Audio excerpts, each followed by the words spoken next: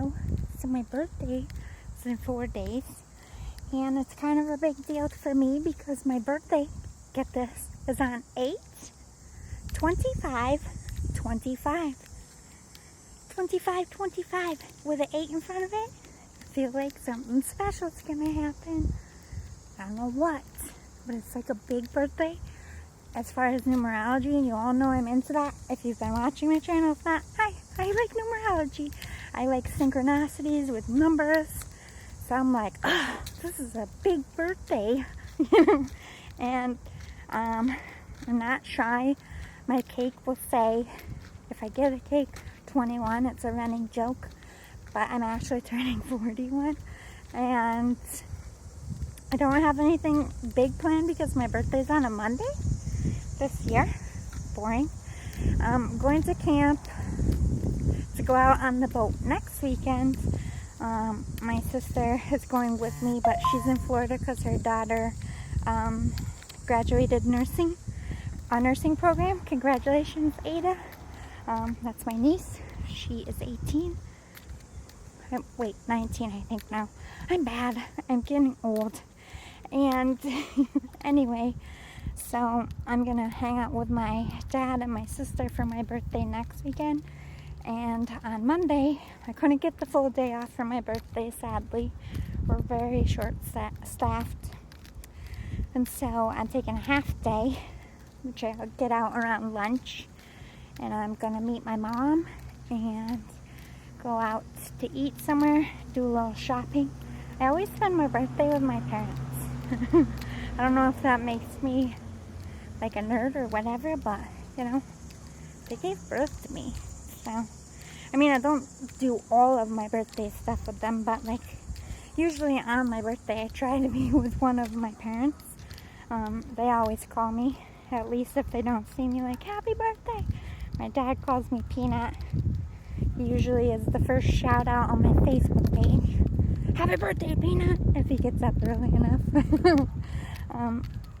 But you know, I don't have anything planned. I know the New York State Fair is here, but I kind of want to boycott that because I don't agree with making the state money, because they're not helping my people. I don't feel like any of the state fair money goes to the programs it used to, like feeding the homeless, children's education, stocking the food pantries. Like, there used to be a lot of the money made from the Great New York State Fair because we represent the whole state, including New York City. Like, we used to make a lot of money for a lot of great causes, and now it's just commercialism. You know, the people that go there and they pay a lot of money to have their stands and their shops, they make money. And some people, you know, make their money for the whole year. They only work this 2 weeks and that's it. They make all their money at the state fair. And hey, I'm not mocking that. That's American business. But when it comes to the point of going to the fair and spending money on my own state, why? It's going into greedy pockets who want my poor class to suffer.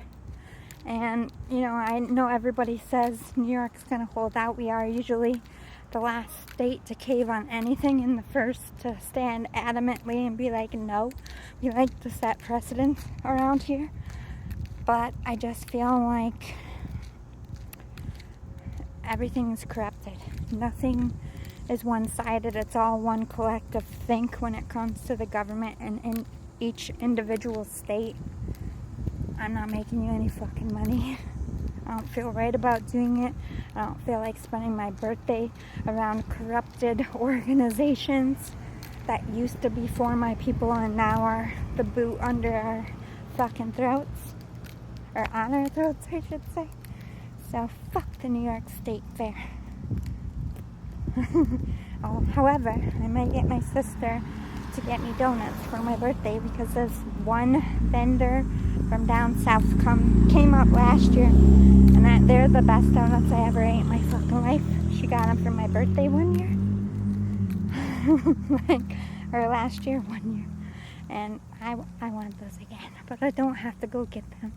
My brother works at the fair every day. He's a chef, So I'm not against it totally. It gives a lot of my people jobs. But like I said, my $10 or whatever, if it's even $10 anymore, might be more.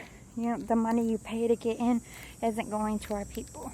I don't like that. So, however, 98 Degrees is playing for free on my birthday at 8 p.m.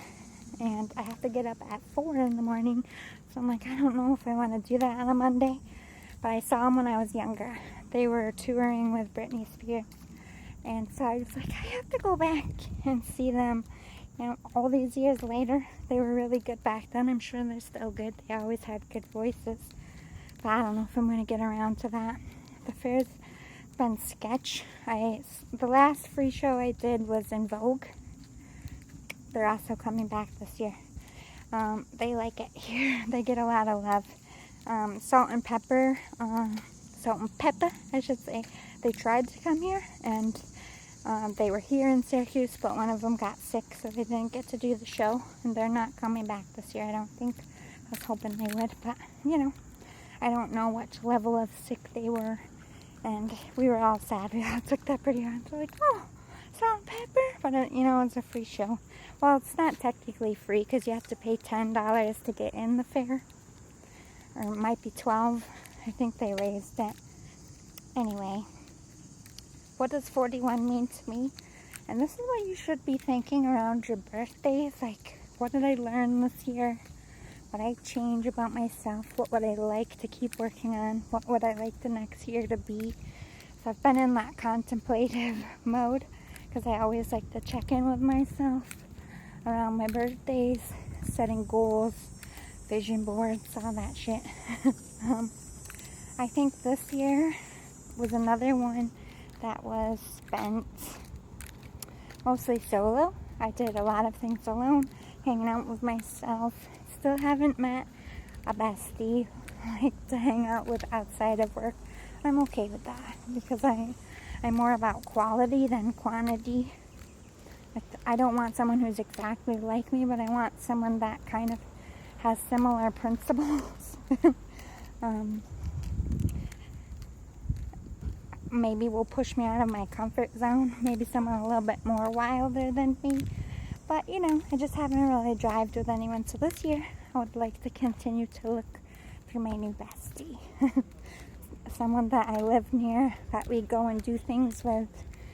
I'm looking for someone to, like, when I'm in the old folks home, like, be down the hall with, hopefully.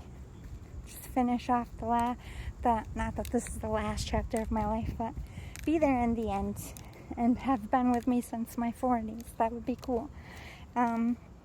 Still haven't found love, but again, not a big deal. I'm waiting for the one, not for the moment.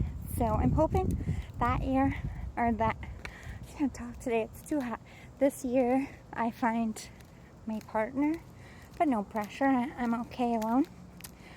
I would really like to buy my own house this year. I've never owned my own property. I've never even had a brand new car before. I've always had a used car.